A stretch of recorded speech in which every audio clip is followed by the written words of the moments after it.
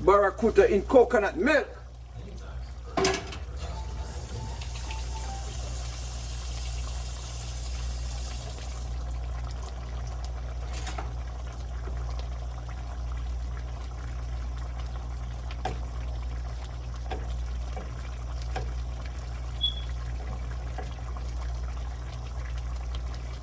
So now this fish only take 10 minutes, only 10 minutes to cook and it's ready.